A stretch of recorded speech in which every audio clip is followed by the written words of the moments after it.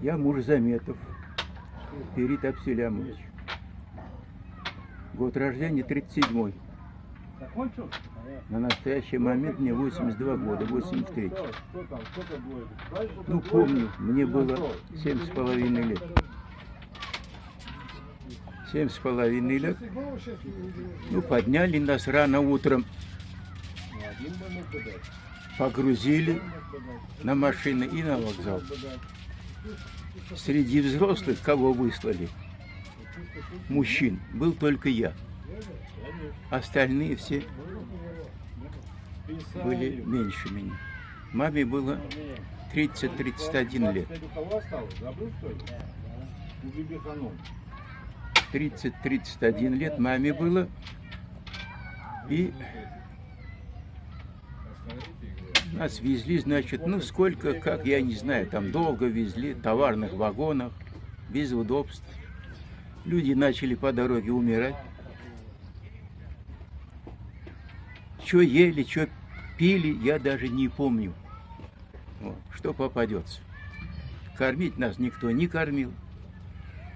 И кроме того, значит, когда нас везли, на каких-то станциях появились военные, в форме военных, начали мародерничать. У женщин отбирали сережки, цепочки, драгоценности какие-то. И потом, значит, ну, возмущались, были старые люди там, кто стучал, кто кричал, кто плакал. Вот. И когда везли, сплошной плач. Все рыдали, плакали.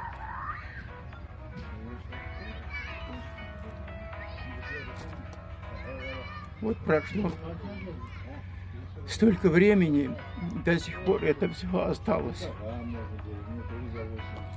Это никогда не забудется. Мама умерла буквально через год. В возрасте 30-32 лет. Была бабушка. Нас было маленьких 4, они тоже поумирали. 4, 3 умерли, 2 остались. Отец был на трудовом фронте. Отец приехал только в 47 году. Ну, а мы сами, значит, это с Советского района. Оттуда. Ну, что еще можно сказать? Это было очень тяжело. И на сегодняшний день тяжело вспоминать. Вот такой вот остался в памяти 18 мая 44 года. 75 лет прошло, а как будто вчера. Так, как будто это было вчера. Люди умирали на местах ссылки. Каждый день с семьями. Не успеют похоронить. Хоронить-то некому, омывать некому, хоронить некому. Отдают какие-то драгоценности, что есть, в виде какого-то отреза, в виде какой-то рубашки, одежды.